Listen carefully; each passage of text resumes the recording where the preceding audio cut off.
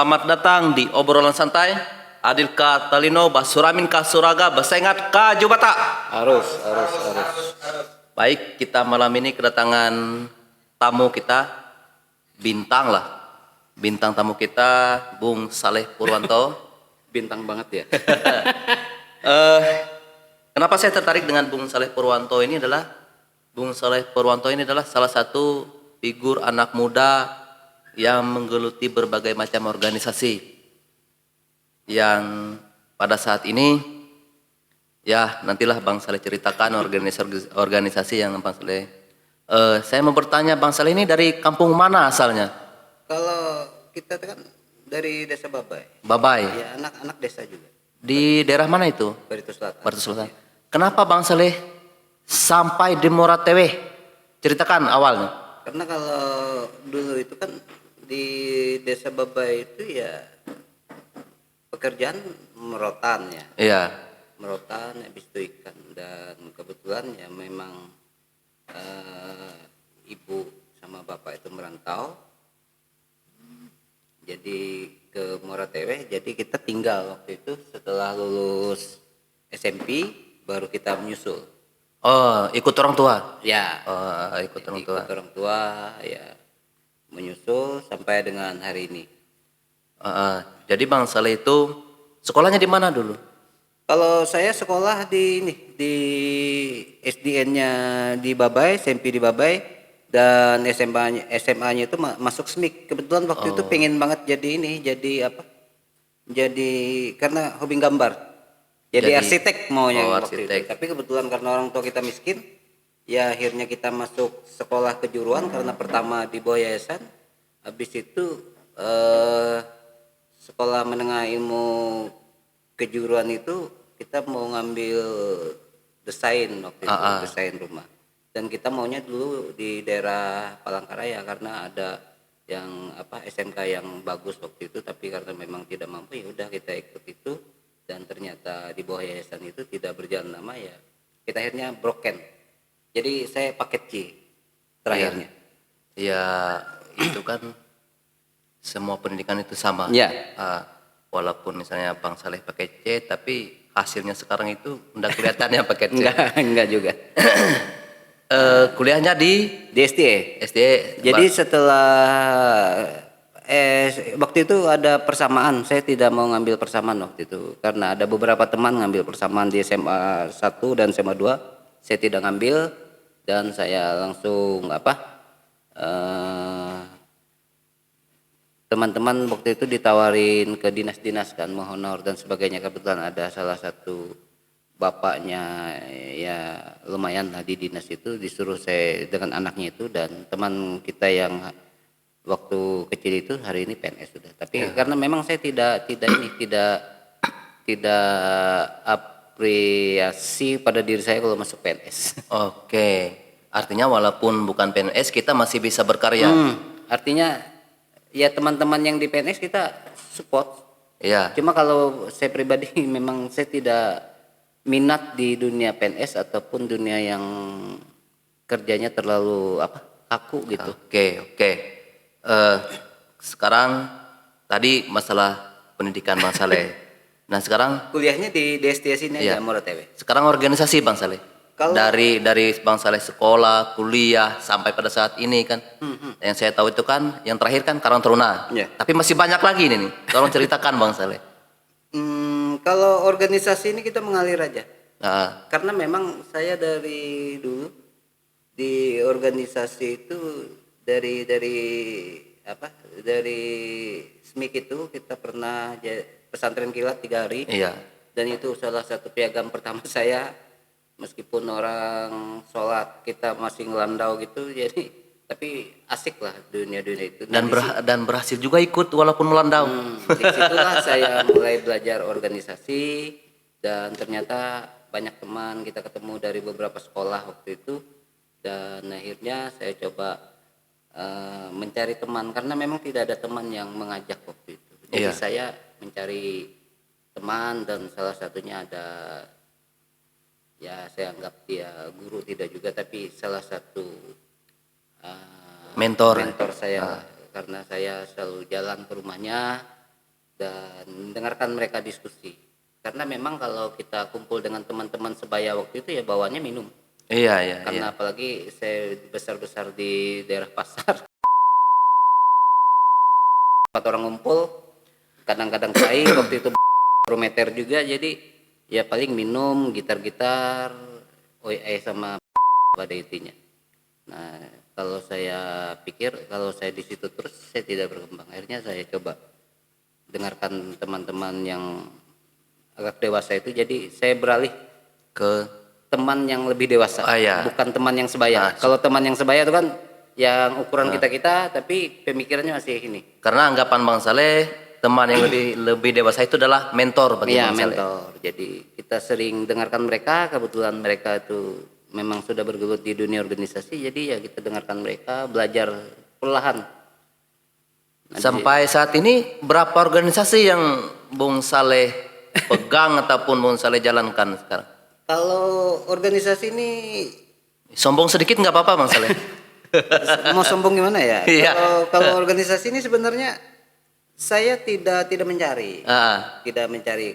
Kebetulan karena mungkin ya orang tahu pengalaman, mungkin aja ya pengalaman. Karena memang titik awalnya di organisasi itu adalah saat saya kuliah. Kalau yang sebelumnya itu organisasinya lewat-lewat gitu aja. Jadi tidak berfokus karena memang kita bukan role model di organisasi itu. Jadi begitu kita kuliah kita langsung ditawarin BEM, Iya. langsung di MI dan sebagainya, termasuk dekat dengan teman-teman politik juga. Dan kebetulan waktu itu yang saya ingat juga saya pernah menawarkan diri ingin masuk salah satu parpol, tidak dipanggil orang. Iya, iya. Sudah nyerahkan fotokopi KTP, tapi ya alhamdulillah kayaknya masuk juga politik tanpa saya tanpa disadari gitu.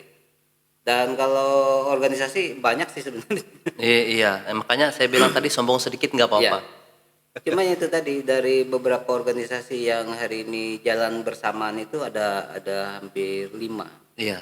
5. Dan kebetulan waktu itu ketua aman juga protes datang waktu itu membantu dia, yaudah kita coba jalan bersama dan sampai hari ini mungkin di kepengurusan aman berikutnya kita tetap ingin support lah. Saya satu salut sama Bung Saleh ini.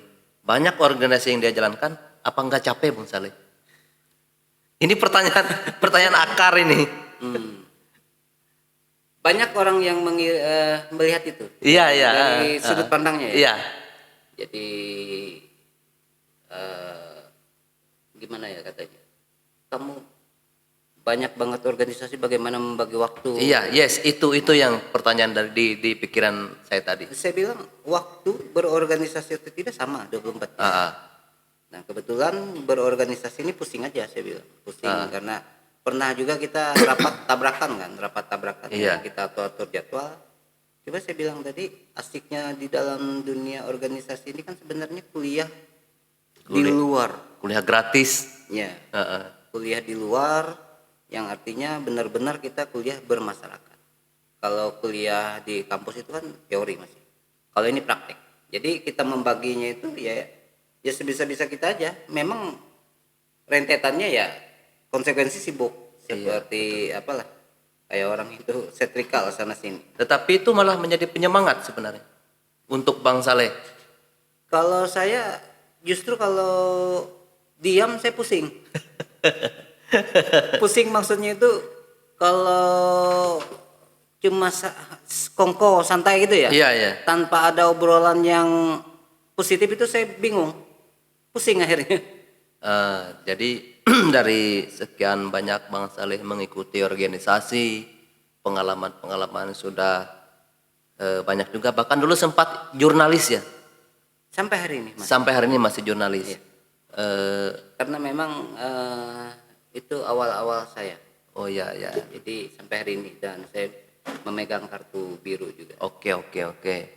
Nah, ini pertanyaan yang ini, Bang Saleh kan sekarang saya dengar kerja di staf di PRD. Bang Saleh bagian apanya di situ? Dulu waktu kuliah kita demo di depan DPR ya, jadi demo sering saat ada isu dan sebagainya. Ya kebetulan dengan teman-teman juga waktu itu saya bilang kita nanti berkantor di sini. Oh, iya iya iya. Nah, jadi bercanda aja waktu itu, Ah, ah. termasuk di lewat di daerah-daerah lain pas kita lewat di kantor kita suatu saat saya bilang. Ya akhirnya nggak tahu juga masuk ke situ. Dan hari ini jadi staf ahli praksi Amanat Rakyat Karya Sejahtera ya waktu itu ditawarin ini karena yang staf satunya itu masuk ke KPU. Ya saya bilang kalau saya ditawarin ya saya siap, tapi bukan saya minta gitu ya. Iya. Kecuali kalau jadi dewan saya minta. Memang ngejar. Ini kan pertanyaan saya ini juga tetapi walaupun Bang Saleh di PRD istilahnya tidak menutup diri Bang Saleh yang seorang istilahnya yang sering mengkritik itu. Maksudnya? Tidak menutup Bang Saleh yang dulunya seorang Oh. pengkritik menjadi pendiam gitu. Kalau itu kan sebenarnya waktu zaman mahasiswa kan kritik Iya. gitu ya, demo kritik. Nah hari ini kan kalau orang punya jabatan dia memperbaiki kritikan itu tanpa di luar, dari dalam. Semestinya. Dari dalam. Iya. Jadi hakikatnya seperti itu. Jangan juga begitu di dalam lalu tertidur, jangan. Kritik. Artinya ketika Bang Saleh masuk di situ, disitulah tempat Bang Saleh untuk mengkritik lembaga itu. Ya artinya mengkritik, menunjukkan kinerja, bekerja untuk praksi gitu ya. Siap, Tapi itu siap, tadi siap. sesuai dengan kapasitas. Iya, iya. Karena tidak mungkin juga kita membabi buta kan. Terkecuali Bang Saleh ketuanya, ketua DPR. Kalau ketua DPR ya lain lagi seperti itu. Ini ngomong-ngomong asisten nggak ada kopi kah kita ini? Oh iya, kopi. Ini perdana ngepok ini ya. Langsung saya bintang tamunya. Ini lagi Bang Saleh dari sudut pandang Bang Saleh, kenapa Bang Saleh tertarik dengan aman? Kan Bang Saleh termasuk juga dari dulu juga ibaratnya konsultan aman lah, tempat-tempat kawan-kawan untuk berdiskusi, mencari pendapat dan lain-lain. Kalau kita dengan aman ini kan garis perjuangannya. Garis perjuangannya memang ya kita semua organisasi pada intinya memiliki garis perjuangan yang sama seperti itu. Berlandaskan Pancasila. Iya. Dengan Nukom undang-undangnya UUD 45 seperti itu. Nah, kebetulan kalau di aman itu ya kita senangnya teman-teman ini garis perjuangannya itu artinya yang di periode sebelumnya ya saya. Ya salah satunya itu adalah menggali latar belakang sejarah karena pendapat saya hari ini banyak orang tahu desa itu tapi sejarah desa dia nggak ngerti. Iya, betul. Apalagi anak-anak milenial. Nah ini padahal desa itu kan tidak serta merta punya nama kan. Iya. Misal katakanlah desa Leo Karamuan. Leo Karamuan itu ternyata ada cerita-ceritanya. Iya. Nah kita telusuri dan itu yang membuat kita tertarik karena memang dia mempertahankan hikayat masa lampau di tengah gempuran modernisasi, termasuk mengidentifikasi benda-benda adat dan struktur wilayah. Yang ini ancamannya cepat atau lambat punah seperti itu. Tapi kalau kita tidak hari ini berbenah, punahnya cepat. Tapi kalau kita diperjuangkan dengan seperti yang diperjuangkan oleh aman, hak-hak masyarakat adat kan lambat punahnya. Itu aja menurut saya. Dan Makanya saya suka. termasuk juga pemangku-pemangku pejabat kita juga banyak dari kampung asalnya. Ya, Dan semoga dengan kehadiran Bang Saleh di Aman ini, kawan-kawan yang di DPR, di pemerintah daerah juga tertarik dengan pemberdayaan masyarakat di kampung itu. ya harapan kita nanti kita dengan teman-teman aman ini ya sekolah adat itu harus diwujudkan. Siap Bang Saleh. Karena Semoga. memang sekolah adat ini kan adat yang tanpa ada tempatnya itu kan sulit kita untuk bertemu gitu ya, Iya. kecuali di acara. Tapi kalau ada sekolah adat kita bisa didik adik-adik kita yang dari TK, SD, SMP gitu ya, generasi-generasi yang panjang lagi jalan perjuangan. Nah ini kopi kita datang Bang Saleh. Oke. Nah ini Ini Menarik, kalau kalau ada kopi kan menarik nih. ya kalau tamu nggak ada kopi ini bisa marah tamunya. Oke. Seruput dulu ini ya. Iya, silakan dulu. Mohon maaf, ndak cantik ini asistennya. Ini pertanyaan pamungkas, bukan pertanyaan sih, tapi bagaimana harapan kita ke depan. Pertama, kesan Bang Saleh yang selama ini menjalani organisasi sebagainya itu gimana Bang Saleh? Banyak orang menghindari organisasi, Iya, khususnya anak-anak. termasuk saya dulu. Saya punya teman di HMI waktu itu. Kebetulan dia menjadi ketua setelah saya. Jadi dia cerita, dulu waktu SMA dia mengolok-olok orang yang berosis. Ikut di OSIS dia olok-olok. Boleh diminum Bang Saleh? Oh iya, saya sudah minum dulu. Jadi dia mengolok-olok yang ini, yang teman-teman pakai ikut di organisasi Iya. OSIS itu. Ngapain pusing-pusing sibuk dan sebagainya katanya kan seperti itu. Nah, jadi begitu dia jadi ketua, ternyata dia jadi ketua organisasi di HMI, Iya. ketua setelah saya. Setelah dia purna, saya tanya lagi gimana kesannya, ternyata beda katanya. Orang yang berorganisasi dengan tidak. Dan Ya, pergaulannya beda. bedanya tadi katanya itu tadi dia merasa terarah Iya, iya, iya. karena memang punya tanggung jawab. Kalau tidak berorganisasi kan biasanya tidak punya tanggung jawab, ya suka ngeritik aja tanpa ada saluran. Ah, Nah jadi asik sebenarnya dunia organisasi itu, tapi yang positif ya. iya, iya. Ada juga organisasi-organisasi yang terlarang, ya jangan diikuti. Ya, seperti terlangan seperti geng-geng anak-anak Iya. motor. Ya, ah, bagus saja sih sebenarnya teman-teman yang mengekspresikan diri lewat perkumpulan-perkumpulan itu, cuma kebablasan Iya. kadang-kadang. Lu jago-jagoannya itu yang enggak asik. Kadang-kadang kita juga ngobrol di pinggir jalan kalau ada anak-anak lewat yang pakai knalpot berongkat, sakit juga telinga Ya, kita. risih lah. Padahal waktu saya pakai itu juga terasa gagah. Nah, ini terkait dengan organisasi Bang Saleh ya. Terkait kawan-kawan kita yang di kampung, Oke. anak-anak di kampung. Mereka kan punya organisasi juga, Karang Taruna dan lain-lainnya. Pesan Bang Saleh kepada mereka, kepada kawan-kawan kita yang anak-anak muda di kampung. Anak-anak desa ini sebenarnya hebat. Iya, Hebat, yang saya pelajari ya. Anak-anak desa itu hebat, punya aja visi misi, cuma karena memang lingkup sosialnya jadi terbatas. Tapi menurut saya tidak perlu ragu, meskipun anak desa kalau berorganisasi itu pasti baik. Makanya saya tekankan dengan teman-teman yang berorganisasi di Karang Taruna itu, saya bilang tunjukkan dengan orang tua kamu berguna. Makanya saya agak tidak sejalan kalau orang, aku ingin sukses, ingin bahagiakan orang tua. Saya bilang enggak, itu terpaling. Membahagiakan orang tua itu dari hari ini. Sejak kamu tidak sukses pun kamu bisa membahagiakan, ya dengan perilaku dan sebagainya. Jadi anak yang baik gitu aja, enggak membantah, itu sudah membahagiakan orang tua. ini kan terkait ini Bang Saleh Karang Taruna. Nah kebetulan kita kan nanti kan ada kawan-kawan dari kampung yang nonton. Boleh Bang Saleh misalnya Karang Taruna ini bukan hanya organisasi, banyak kegiatan yang dilaksanakan. Itu bagaimana Bang Saleh? Bang Saleh kan sekretaris Karang Taruna ya? Ini sekretaris Ah, kabupaten. Silakan disampaikan Bang Saleh.